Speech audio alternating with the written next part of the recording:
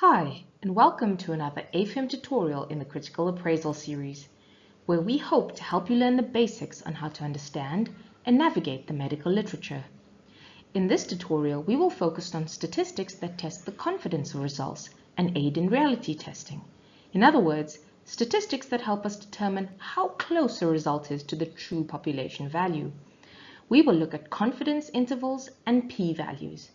Because these are two very important topics, we will do these in two parts to give each topic the attention it deserves.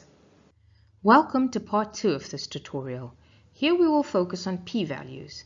P-values are often used in the medical literature, and this is an important concept to understand. The use of p-values has also come under criticism recently as being very open to manipulation and misinterpretation. We will look at all this and more, but for now, let's try to understand what the p-value actually is. P-values are the short way of saying probability value. P-values are calculated by statisticians, so we don't have to. P-values are usually expressed as a number between 0 and 1, example 0.05, and are often given to the second or third decimal place. P-values are used to test something called the null hypothesis. You might be thinking, what on earth is the null hypothesis? Don't panic. Let me explain what all this means. First, let's start by explaining what a hypothesis is. A hypothesis is another way of saying an idea or an assumption. It is based on limited evidence, and it is the starting point of all studies and investigations in modern science. We use the hypothesis to answer scientific or medical questions. Let's take a really silly but simple example to start with. Imagine that you went to a tennis match and you noticed that all the balls are green. From this, you generate the hypothesis that all balls are green. This is based on the limited evidence of going to one tennis match. This is the starting point of your investigation, a study to find if all balls are green. You investigate your hypothesis by going to a tennis match after tennis match, and you see that all the balls are green. You begin to think your idea or hypothesis is correct. All balls are in fact green. Until one day your friend takes you to a cricket match. You realize that all it took to disprove your hypothesis was to see one ball that is not green. The example with the balls, the cricket balls and the tennis balls, is similar to the concept of the null hypothesis. Just bear with me and I will explain. If the study hypothesis assumes that there is an association or relationship between two variables, like balls being one variable and the color green being the other variable, then the null hypothesis claims that there is no relationship between these variables, and that any observed relationship is due to chance or experimental error. In our example, this was due to experimental error, as we only looked at tennis balls and not other kinds of balls, which is a form of selection bias. The null hypothesis can be thought of like the opposite of the study hypothesis, where the study hypothesis assumes there is a relationship between variables. The null hypothesis assumes there is not. Null comes from the Latin word for none.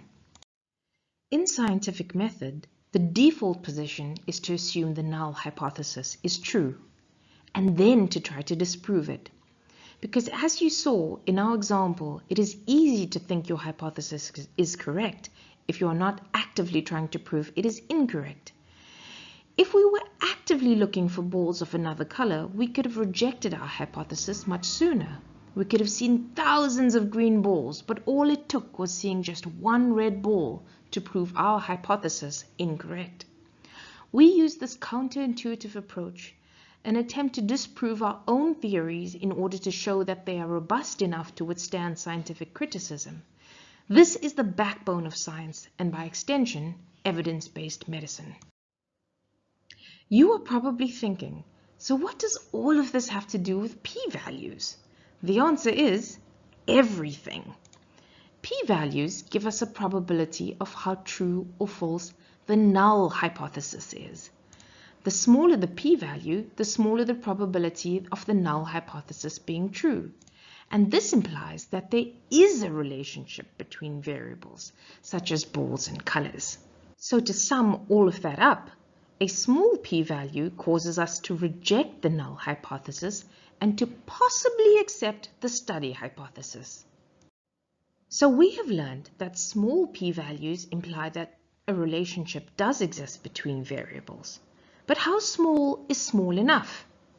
Traditionally, a p-value of less than 0.05 is used as a cutoff. This means that if we write this as a ratio a different way, there's a 1 in 20 probability that the difference in variables observed may be due to chance. For a p-value of 0.01, there's a 1 in 100 probability of the observed difference being due to chance, which is considered highly significant. And for a p-value of 0.001, this is a 1 in 1,000 probability of it being due to chance, and is considered very highly significant. Let's look at some made-up data on the fictional scary virus. Have a look at the table. Note that it is comparing two variables with their related p-values. It does not show a p-value if only one variable is relevant, like in the duration of symptoms row. The authors of the study had pre-selected a p-value of 0.05 to be significant. This means that anything less than 0.05 is significant and anything more than 0.05 is not significant.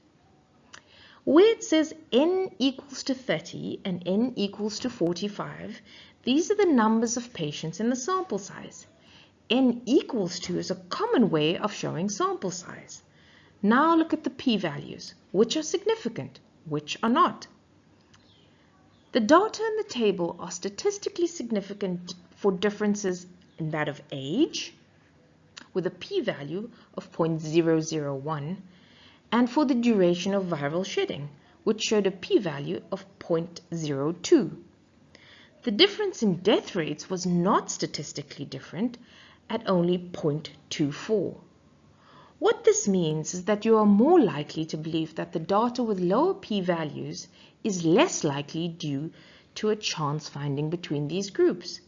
In this example, that means that there seems to be a statistically significant difference in age and duration of viral shedding between these two groups, but that the difference in fatality rate may just be due to chance. Okay, let's sum up what we have learned before we go into the last few points. We have learned what a hypothesis is, an idea or an assumption based on limited data. We have learned that the null hypothesis states that there is no difference between two groups, and that the study hypothesis claims that there is a difference. We have learned that p-values show the probability of the null hypothesis being true, and that differences seen between groups are simply due to chance. The smaller the p-value, the less likely that the observed differences are due to chance. Traditionally, a p-value of 0.05 or less is considered significant, but that smaller p-values are even better. Although p-values are widely used in evidence-based medicine, the use and over-reliance of p-values have come under criticism in recent years. P-values only mean the probability of accepting the null hypothesis, and do not mean the probability of accepting the study hypothesis. Even a p-value of less than 0.05 cannot support the researcher's arguments.